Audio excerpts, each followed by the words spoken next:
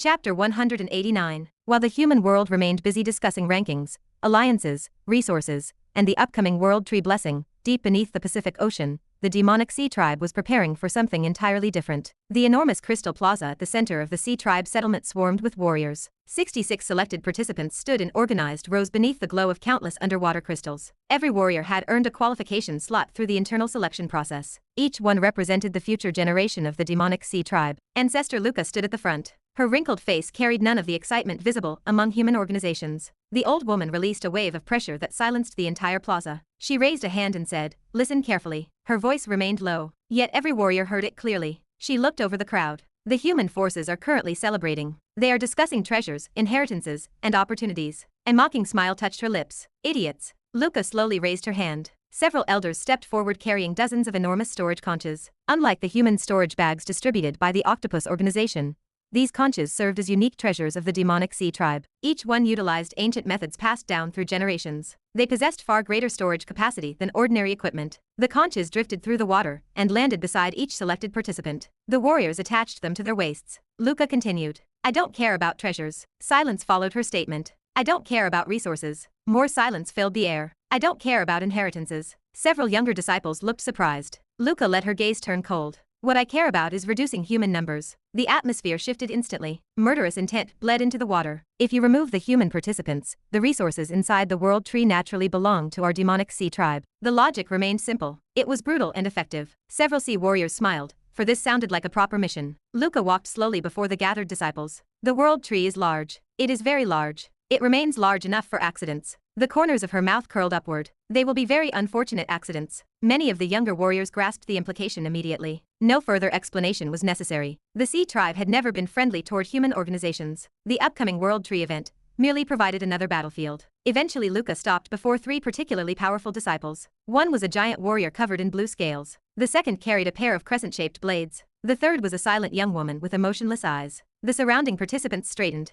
These three represented the strongest combatants of the younger sea generation. Luca let her gaze settle on them. "I have a separate mission." The three warriors bowed in unison. The old woman's eyes narrowed. Tony Clark. The name drew immediate attention. After all, the Golden Flag champion had become famous even among the sea tribes. Luca continued. "And the bald monk." The three nodded without hesitation or questions. The giant warrior grinned. "We will bring back their heads." Luca shook her head. "Do not underestimate them." The warning surprised everyone present. Very few people received such caution from Ancestor Luca. The old woman folded her arms behind her back. "The monk is strange. The Clark boy is even stranger." Her thoughts drifted toward the suspicious reports received recently, including the missing hours, the deep-sea incident, and the accelerated blooming. None of it proved anything. Yet her instincts continued to warn her. Something about Tony Clark felt wrong. She dismissed the matter, knowing the World Tree would provide answers one way or another. After another hour of instructions, warnings, and mission assignments, the gathering finally ended. The selected warriors returned to their residences. Excitement filled the settlement.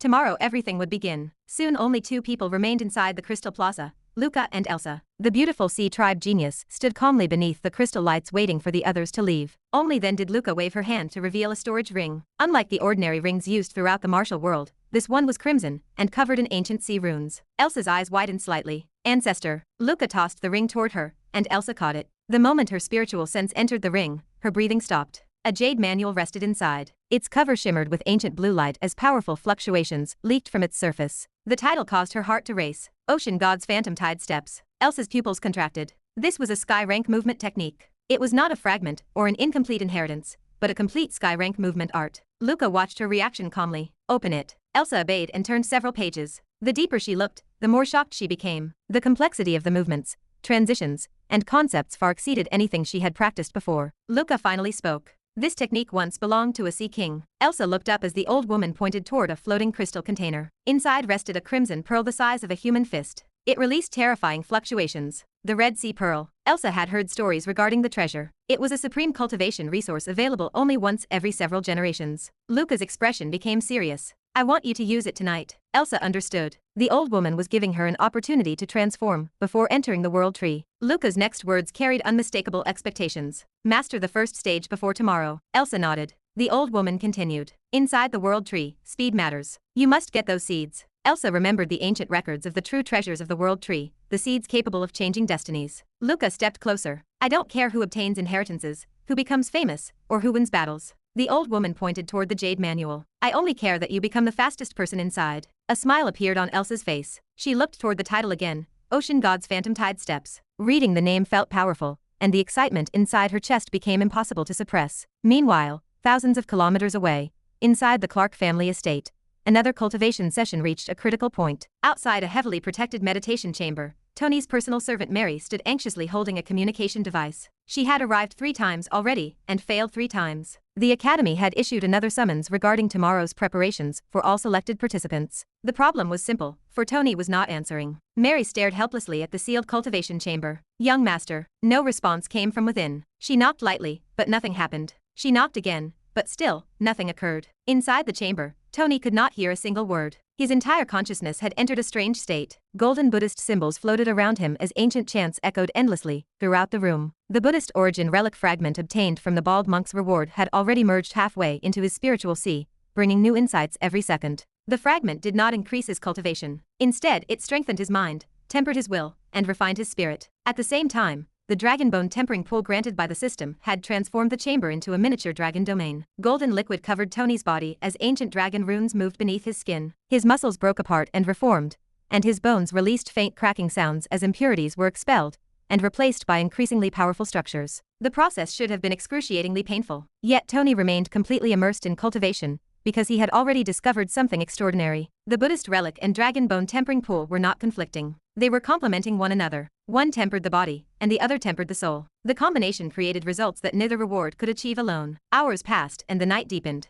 Outside, Mary eventually sat beside the door with a defeated expression. Inside, golden dragon energy and ancient Buddhist light continued to intertwine around Tony's body. Neither he nor anyone else realized that tomorrow's gathering would proceed without him once again. Somewhere far beyond the horizon, the giant golden pod surrounding the world tree released another massive crack that illuminated the night sky. The waiting would finally end tomorrow. Chapter 190. The day finally arrived. Before the sunrise could even paint the horizon, strange changes appeared throughout the Pacific Ocean. At first, nobody noticed. A faint fragrance drifted through the air. The scent spread across the sea like an invisible tide. Every cultivator who inhaled it experienced their spiritual energy becoming slightly more active. Some weaker martial artists even discovered minor bottlenecks loosening inside their bodies. Then came the second change. The sky transformed. The clouds above the World Tree Blessing region gradually turned into swirling golden rings. Countless streams of light flowed between heaven and earth, as the entire world breathed alongside the giant golden pod floating above the ocean. The third change shocked everyone. Space itself began distorting. Small cracks appeared around the world tree barrier. They were not destructive tears.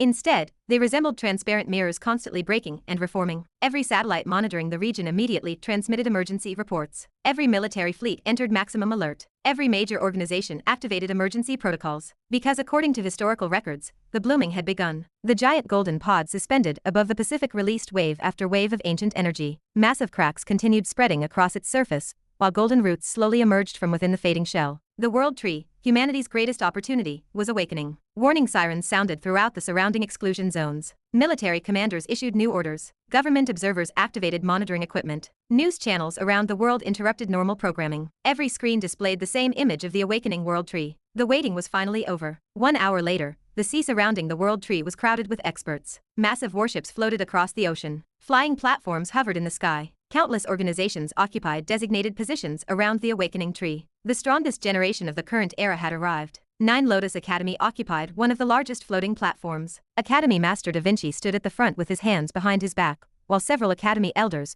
remained nearby. Behind them gathered the selected participants, each carrying their assigned storage bags and emergency equipment. Mark Smith stood among the Imperial family group. Emma Rock stood beside Natasha. The bald monk smiled peacefully, as though he were attending a religious gathering rather than entering a dangerous inheritance ground. Kevin Clark looked around with excitement. Leo Clark appeared considerably more nervous. Nearby, supreme warrior experts from numerous organizations watched the world tree with serious expressions. Above them floated Ancestor Long. The old expert's presence alone caused surrounding space to tremble slightly. Although he was not the strongest person present, nobody dared underestimate him. This was especially true after Tony's recent rise. The Clark family had become considerably more influential. The humans were not alone. Far across the sea, another massive formation approached, the demonic sea tribe. 66 selected participants stood upon enormous crystal platforms, floating above the ocean. Behind them followed numerous tribe elders, while Ancestor Luca stood at the very front. Her gaze remained fixed on the world tree. Occasionally, it drifted toward the human camp, particularly toward the area where the Clark family gathered. Elsa stood quietly among the sea tribe geniuses. The crimson pearl had already been absorbed. The ocean god's phantom tide steps had reached the first stage. Her aura had become noticeably sharper, faster, and more dangerous.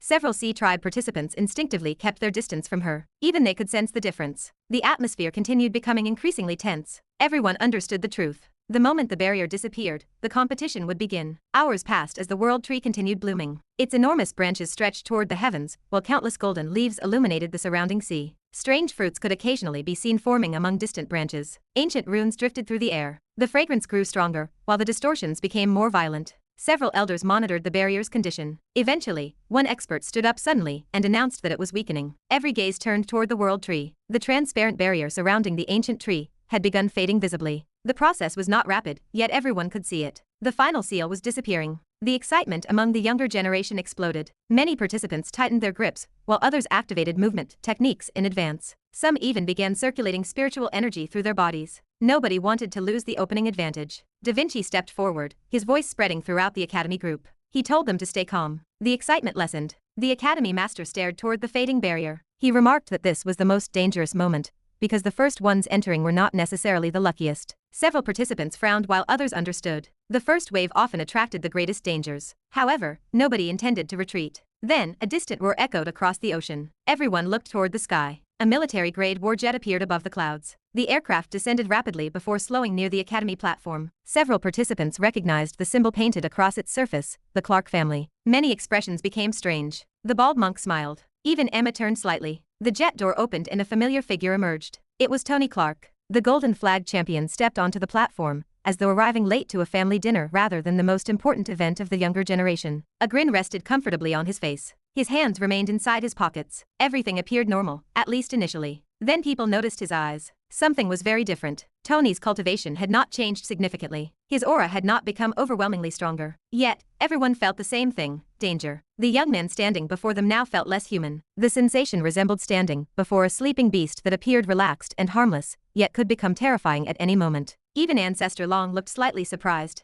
The old expert carefully observed Tony before smiling faintly. Tony greeted familiar faces while ignoring the strange stares directed toward him. Eventually, Academy Master Da Vinci approached. The old man stopped beside Tony. His expression remained calm with a gentle smile on his face. To outsiders, it looked like a simple greeting. Nothing appeared unusual. Yet, the moment Da Vinci reached him, his voice became almost inaudible. Only Tony could hear him ask if he had prepared himself well. Tony grinned and claimed he tried his best. Da Vinci studied him briefly. The Academy Master had witnessed countless geniuses throughout his life. Standing this close, even he could sense the changes hidden beneath Tony's calm exterior. Something had happened during these last few days. Something significant. The old man did not ask, but instead he lowered his voice further to ask if he remembered their deal. Tony immediately understood. A faint smirk appeared on his face as he confirmed that he did. Da Vinci narrowed his eyes. Tony's smile widened slightly. He stated that he never forgot profitable business. The Academy Master nearly laughed. Even at a moment like this boy still sounded like a merchant. Before Da Vinci could respond, a violent tremor spread across the entire ocean. Boom! The sea exploded as thousands of meters of water surged upward. The world tree released a dazzling pillar of golden light that pierced the heavens. Every branch illuminated, every root awakened.